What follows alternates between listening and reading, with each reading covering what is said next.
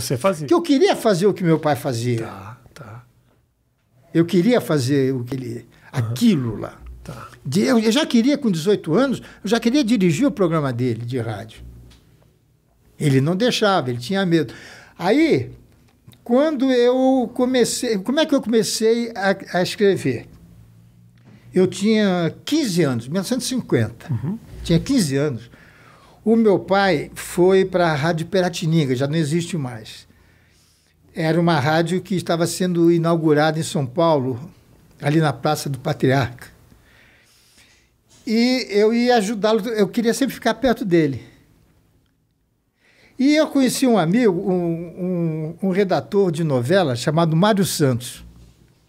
Ele escrevia para a Rádio São Paulo. A Rádio São Paulo era uma rádio que tinha aqui, que só passava novela.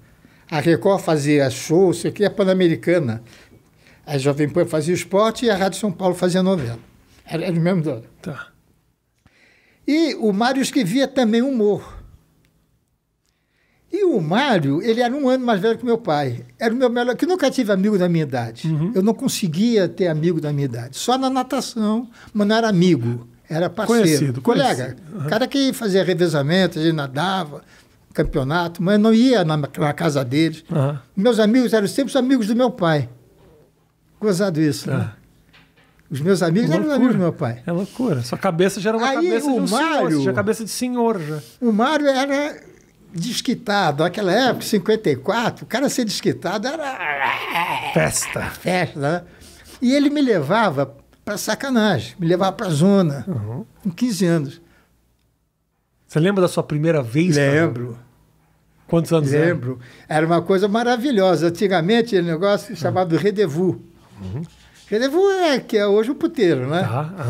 Era um apartamento ali na Avenida São João, cuja dona era a namorada do Simplício, que trabalhava com meu pai e era muito ligado ao meu pai. Então, meu pai um dia chegou para mim e disse, você vai nesse lugar... Não consigo imaginar o Simplício casado com a dona do puteiro. É o nome do cara, Simplício. Não é um cara que casou com a dona do puteiro, pô.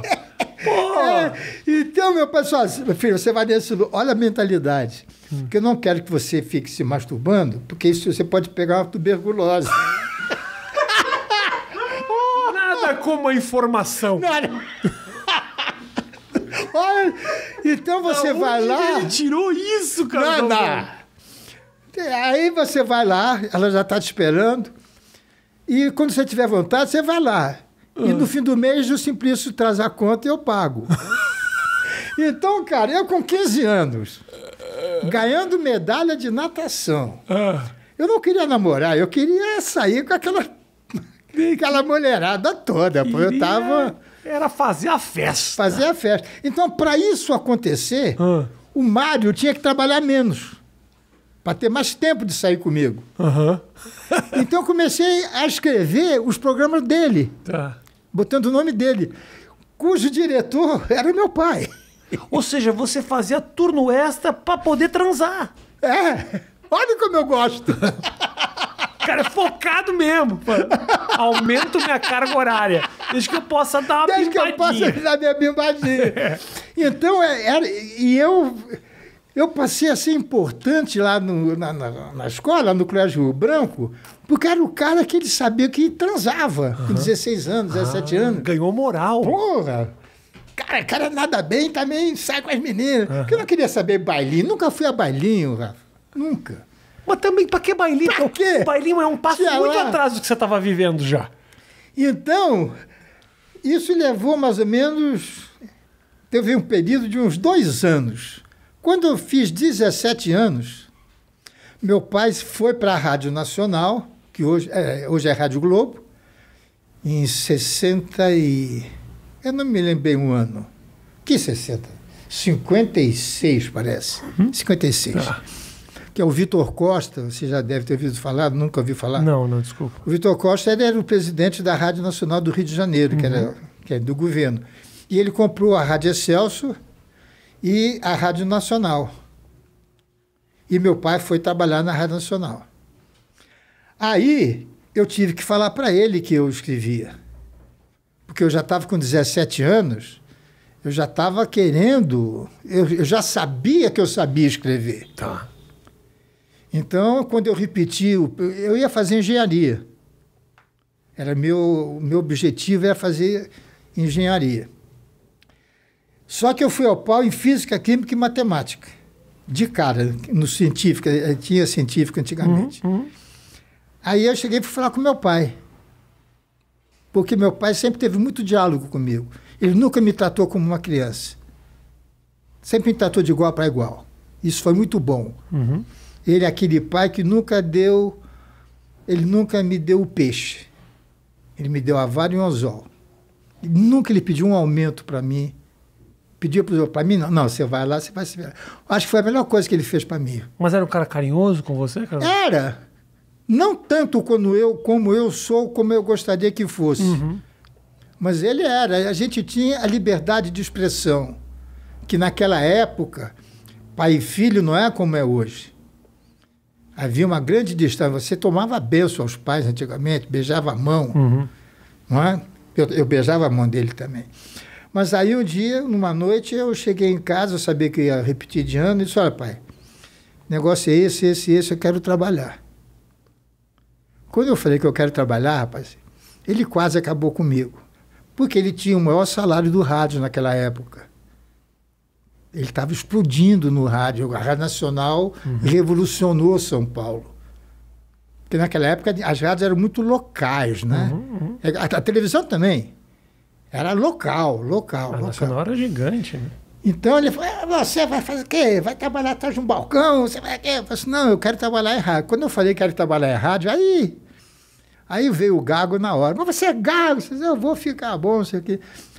Ele falou, mas você sabe escrever? Eu falei, sei. Escreve alguma coisa para mim. Era tudo que eu queria. Eu não tinha máquina de escrever? Claro que não. Eu escrevia com a máquina da rádio. Peguei a maquininha dele, escrevi um quadro do programa dele. Eu falei, escrevi outro diferente, que eram 6 ou 7 quadros que tinha. Escrevi outro. Eu falei, escreve mais um. Eu escrevi o terceiro. Ele ligou o Demival Costa Lima, que era diretor da Rádio Nacional. Disse, gente, você nem era nascido, cara. Nem era nascido. Foi em 54. Foi em dezembro de 53. Falou, Costinha, assiste meu programa amanhã, porque o programa dele era diário. E ele botou os 3 quadros que eu escrevi, ele botou no ar no dia seguinte. Quando acabou o programa, ele foi falar, o Costinha, ele ficava na técnica, que tinha aquele vidro, né? E tinha o auditório e o palco. Ele ficava sempre ali, quando ele chegava do almoço, ele ficava vendo a gente trabalhar. Acabou o programa, eu falei assim, Nobre, e daí? Você gostou daquele quadro do Zé da Bronca, da Escolice? Eu gostei. Foi o Carlos Alberto que escreveu. Teu filho? Porque eles me conheciam. Eu frequentava a casa da Hebe, frequentava a casa do Walter Foster, dessa turma toda que era famosa naquela época. O dono, o Luiz Ramos, que era casado com a Hebe. Eu frequentava a casa deles. Só que eles não sabiam. Mas nem teu pai sabia. Nem meu pai sabia. Aí, isso foi em dezembro, quando eu fiquei sabendo que eu ia repetir de ano. Aí eu fiquei fazendo o teste, fiquei escrevendo de graça até o dia 1º de maio de 54. Eu me lembro que no dia do trabalho eu estou entrando na rádio e ouvi uma voz vindo do telhado. Carlos Alberto! Eu olhei, era o Luiz Ramos, que era o dono, era sócio do Vitor, casado com a Hebe. Ele era o dono, eles eram sócios. Passa na minha sala, daqui a pouco eu quero falar com você. Estou pensando que é alguma coisa. Não é que eu fosse amigo dele, eu chamava ele de senhor. Mas ele era muito amigo do meu pai. Eu fui na sala dele, tinha um papel e um contrato de 3.000 cruzeiros. Falei, não, Sulis, é muito. Pô, imagina, eu com 18 anos, feitos, eu fiz 18 em março, isso foi no dia 1º de maio. Morava com o pai, filho único, que tinha carro, tinha casa. Sim. 3.000? Que era o quê? 3.000 seria o quê hoje, assim? Uns 30 no mínimo. O quê? Sim. O cara tava te pagando, então. Isso devia ser bom mesmo. Porque eu fiquei 3 meses Porque eu tive, vamos chamar de sorte, do Boni sair logo e eu fiquei sozinho. Tá. Então eu tive essa colher de chá da vida. Porque o Boni se ajeitou logo na Tupi e já queria voar. Que ele é um gênio, né? Eu não sei se você gosta dele, mas ele... Não. Ele é um Eu gênio. acho que ele é uma das poucas pessoas no Brasil que você fala, o cara sabe o que ele faz e sabe o que é televisão. Sabe. E televisão tem um monte de gente dizendo que acha que sabe, aí dá duas sortes na vida e aparece que sabe. Mas esse cara, ele é um gênio mesmo. Não tenho a dúvida. Eu acho ele pica. Aí, cara, aí eu fui embora. Aí comecei a fazer show em circo. Eu, Golias, Canarinho, Roberto Luna... A gente ia fazer... Quando você foi contratado, não era só para escrever, você já estava fazendo os quadros? Redator. Só redator. Só redator, porque eu ainda era gago. Eu só podia fazer as coisas que eu botava aquele papelzinho ali. Perfeito. Entende? Então, fui fazer show em circo e isso vai soltando. Porque você veja, eu era narigudo, magro e espinhudo. Se eu ainda chegasse num picadeiro e gaguejasse... Mas aí é circo, aí pode. Mas dói. É, imagino. Porque meu pai dizia uma coisa, os dois públicos mais difíceis, muito rico e muito pobre. Porque nenhum dos dois tem nada a perder. É verdade.